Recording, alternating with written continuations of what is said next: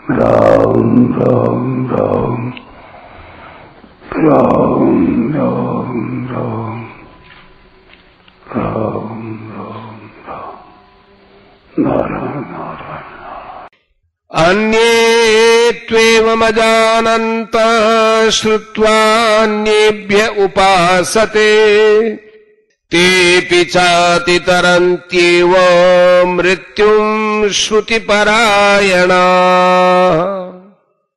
दूसरे मनुष्य इस प्रकार ध्यान योग, सांख्य योग, कर्मयोग आदि साधनों को नहीं जानते, परंतु दूसरों से अर्थात जीवन मुक्त महापुरुषों से सुनकर ही उपासना करते हैं।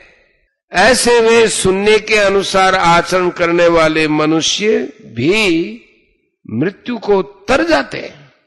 व्याख्या अन्ये त्वेवमजानन्तः श्रुत्वान्येभ्य उपासते तेऽपि चाति तरन्त्येव मृत्युं श्रुतिपरायणाः। कई ऐसे तत्व प्राप्ति की उत्कंठा वाले मनुष्य हैं जो ध्यान योग, सांख्य योग, कर्म योग, हठ योग, लय योग आदि साधनों को समझते ही नहीं। अतः वह इन साधनों को अपने अनुष्ठान में ला नहीं पाते। ऐसे मनुष्य केवल तत्वज्ञ जीवन मुक्त महापुरुषों की आज्ञा का पालन करके मृत्यु को तर जाते हैं, अर्थात तत्व को प्राप्त कर लेते हैं।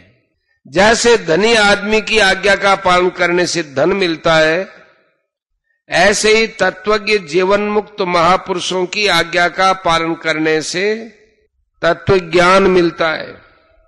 हाँ, इसमें इतना फर्क है कि धनी जब देता है तब धन मिलता है, परंतु संत महापुरुषों की आज्ञा का पालन करने से, उनके मन के संकेत के आज्ञा के अनुसार तत्परता पूर्वक चलने से मनुष्य स्वतः उस परमात्म तत्व को प्राप्त हो जाता है, जो कि सबको सदा से ही स्वतः स्वाभाविक प्राप्त है। कारण कि धन तो धनी के अधीन होता है, परंतु परमात्म तत्व किसी के अधीन नहीं है। शरीर के साथ संबंध रखने से ही मृत्यु होती है। जो मनुष्य महापुरुषों की आज्ञा के परायण हो जाते हैं, उनका शरीर से मानवा संबंध छूट जाता है, अतः वे मृत्यु को तर जाते हैं।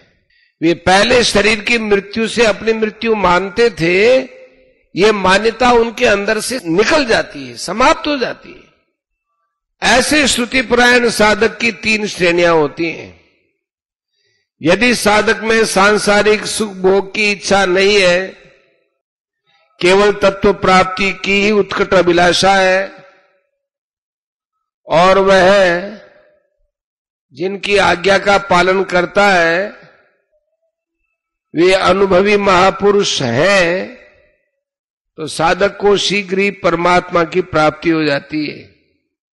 यदि साधक में सुख भोग की इच्छा शेष है, तो भी केवल महापुरुष की आज्ञा का पालन करने से ही उसकी संसार की इच्छा का नाश हो जाएगा और उसको परमात्मा की प्राप्ति हो जाएगी। तीसरा, साधक जिसकी आज्ञा का पालन करता है वे अनुभवी महापुरुष नहीं है, पर साधक में किंचन मात्र भी सांसारिक इच्छा नहीं है और उसका उद्देश्य केवल परमात्मा की प्राप्ति करना है, तो उसको भगवत कृपा से परमात्मा प्राप्ति हो जाएगी, क्योंकि भगवान तो उसको जानते ही है। अगर किसी कारणवश साधक की संत महापुरुष के प्रति अश्रद्धा, दोष दृष्टि हो जाए, तो उनमें साधक को अवगुण ही अवगुण दिखेंगे, गुण दिखेंगे ही नहीं। इसका एक कारण है। कारण यह है कि महापुरुष गुण अवगुणों से ऊंचे उठे होते हैं, अतः उनमें अश्रद्धा होने पर अपना ही भाव अपने को दिखता है। मनुष्य जिस भाव से देखता है उसी भाव से उसका संबंध हो जाता है। अवगुण देखने से उसका संबंध अवगुणों से हो जाता है। इसलिए साधक को चाहिए कि वह तत्वज्ञ महापुरुष की क्रियाओं पर, उनके आचरणों पर ध्यान न देकर उनके पास तटस्थ होकर रहे। संत महापुरुषों से ज्यादा लाभ वही ले सकता है जो उनसे किसी प्रकार के सांसारिक व्यवहार का संबंध न रखकर केवल पारमार्थिक साधन का संबंध रखता है। दूसरी बात, साधक इस बात की सावधानी रखे कि उसके द्वारा महापुरुष की कहीं भी निंदा न हो। यदि वह उनकी निंदा करेगा तो उसकी कहीं भी उन्नति नहीं होगी।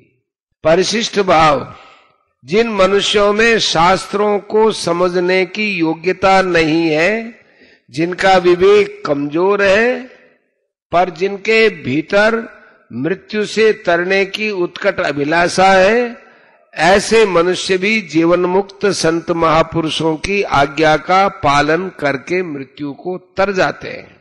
उपनिषदों में कथा आती है, जाबाला का पुत्र सत्यकाम गौतम ऋषि के पास उपदेश लेने गया। ऋषि ने उसको 400 कृष तथा निर्बल गायें देकर कहा कि तू इनके पीछे पीछे जा। सत्यकाम ने उत्साह पूर्वक कहा कि इनकी संख्या 1000 होने पर ही मैं वापिस आऊंगा। ऐसा कहकर वह उन गायों को वन में ले गया और वहां उनका पालन पोषण करने लगा।